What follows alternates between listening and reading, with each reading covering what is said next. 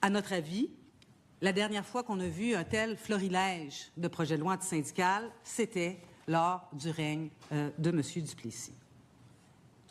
Alors que l'idée même à la base du syndicalisme, c'est l'idée révolutionnaire, rien de moins, que les travailleurs et les travailleuses, ils peuvent s'unir, se mettre ensemble et se donner un rapport de force et un pouvoir sur leurs conditions de travail. Imaginez-vous que dans un lieu où il n'y a pas de syndicat, les travailleurs, les travailleuses ne peuvent pas se réunir entre eux et entre elles sans la présence d'un patron. Ça n'existe pas hors d'un syndicat. Et c'est basé aussi sur une idée révolutionnaire, le syndicalisme, que les travailleurs et les travailleuses sont le mieux placés pour parler de leur emploi et qui sont capables de le faire. Bien, nous, on est maîtres de notre destin et on l'est encore plus quand on se syndique, et c'est pour ça que ce projet de loi-là nous vise au cœur. Ce projet de loi-là vient rogner les ailes à toute activité syndicale. Activité syndicale que, comme société, on prend peut-être pour acquis. Mais il y a à peine 100 ans, les syndicats ont eu une existence légale. Avant ça, là, c'était pas reconnu légalement.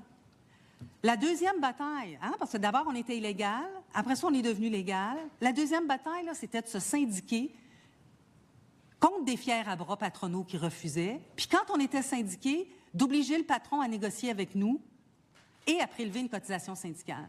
La fameuse formule RAN dont tout le monde parle. Pourquoi c'est arrivé? C'est arrivé parce que pendant les années 30 et les années 40, il y a eu de gros conflits importants avec de la violence sur les lignes de piquetage parce que la première demande syndicale, c'était de dire au patron, vous allez recueillir la cotisation syndicale et vous allez nous la remettre. Ça a été une bataille syndicale. Et là, on vient rogner ça. La loi anti-SCAB, ça aussi, c'est une bataille syndicale parce qu'il y avait des violences sur les lignes de piquetage. La loi sur la santé et sécurité du travail, c'est venu parce qu'imaginez-vous donc, il y a du monde qui sont morts. Et tout ça est en train de se déliter sous nos yeux avec le projet de loi 89 qui est devenu la loi 14, la loi 101 qui prive les travailleurs et travailleuses de la santé, des services sociaux et de l'éducation, de la même protection que leur contrepart du privé en matière de santé et sécurité, avec le projet de loi 3. Et là, on entend des rumeurs sur les conventions, les décrets de convention. Puis pendant ce temps-là, les associations patronales, il y en a probablement qui seront entendues ici, je ne sais pas pourquoi d'ailleurs, parce que l'article 12 du Code du travail est très clair. Les patrons n'ont pas à s'ingérer dans les affaires syndicales.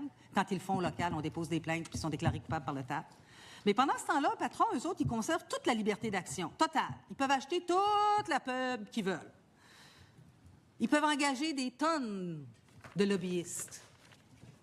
Ils ne seront pas pognés comme nous autres à se battre avec une main dans le dos. On va se le dire, soyons clairs, soyons honnêtes, les avancées sociales au Québec ne viennent pas grâce au patronat. Il y a eu 0 patron qui s'est battu pour des CPE. 0. À chaque fois qu'on augmente le salaire minimum, les patrons sont là pour dire « Ah, c'est trop ». Alors qu'on sait très bien qu'on ne peut pas vivre dignement puis se payer un 3,5 à Montréal ou à Québec ou même dans plein de villes de la région avec le salaire minimum. Le ministre Boulet justifie cette loi-là sur 3 éléments. Le recours juridique de la FAE sur la loi 21, une assemblée générale de la FAE qui s'est terminée dans la nuit. C'était drôle quand même pour un gouvernement qui passe des bâillons souvent la nuit, c'est épouvantable pour la FAE, et le fameux scotch à 55$. Ces 3 justifications-là sont 3 anecdotes reprises par le ministre pour tenter de faire passer les organisations syndicales pour des profiteurs, des tricheurs et des sans-scrupules.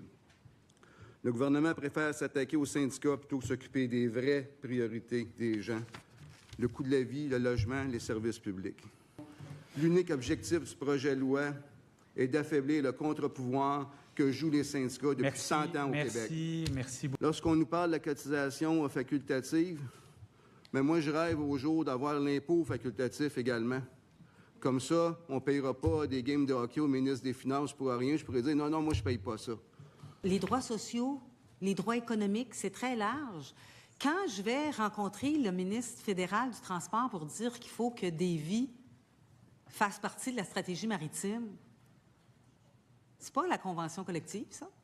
Mais c'est bizarre, hein? Je suis accompagnée du maire de Lévis puis du député de Lévis aussi provincial. On a parlé des anecdotes, là, les verres de scotch à 55$. Un audit ne règle en rien cela. Parce qu'un comptable, ce qu'il va faire, il va dire, monsieur a pris des verres de scotch à 55 $, est-ce qu'il y a des reçus? Il y a des reçus. Parfait. Ça balance. C'est ça que ça fait un comptable. Le comptable porte un jugement mathématique sur les états financiers. Il ne porte pas de jugement moral. Savez-vous, c'est qui porte un jugement moral? C'est les 3 personnes qu'on élit dans chacun de nos syndicats, chacune de nos fédérations, chacun de nos conseils centraux. Moi-même, j'ai un comité de surveillance des finances. Ils peuvent vous dire que ce que je commande chez IW, ils ont toutes les factures. Non, ils le savent. Je suis de l'équipe Teens, je ne suis pas l'équipe Mozart. Au syndicat, je vous mets des bâtons dans les roues pour faire un don à Centraide, parce que ça, c'est facultatif, mais je vous oblige à payer un comptable, par exemple. Si ce n'est pas de l'ingérence dans les affaires syndicales, je me pose la question, là. On a-tu la certitude que l'Ordre des comptables est capable de tout prendre les organisations syndicales pour faire des audits dans 6 mois? Sans unité d'accréditation. Oui, non. Là, on parle de la CSN. Oui. Là, il faut parler de la planète syndicale au Québec. La réponse est non. Il n'y a pas assez de comptables au Québec pour faire tous ces audits-là présentement. Donc, soit les prix vont augmenter, soit qu'on va être hors délai, qu'on va être contre la loi, ou on dit aux enfants qui nous écoutent, allez étudier comme comptable. Là. La passe va être là. Puis, moi, je le répète, quand on me dit, j'ai parlé à des travailleurs, puis ils m'ont dit ça, combien d'assemblées générales le ministre a fait? Des assemblées générales, j'en fais à pelleter, j'en ai fait, ça fait 31 ans que je suis à CSN. Si les membres ne sont pas contents de ce qu'on dépense ou qu'ils trouvent qu'on a une orientation plus à gauche, mais ce qu'ils font, à un moment donné, dans une période de maraudage, ils changent d'allégeance. Ça, c'est un choix qu'ils ont à faire s'ils n'aiment pas ça. Mais sinon, nos membres décident, il y a des états financiers, tout est vérifié, on a nos comités de surveillance. Il est où le problème? À qui il a parlé? À qui il a parlé? Sûrement pas aux travailleurs de Chalimel. Il n'y a pas grand monde qui va lui parler, Chalimel, d'un travailleur. Donc, à qui il a parlé?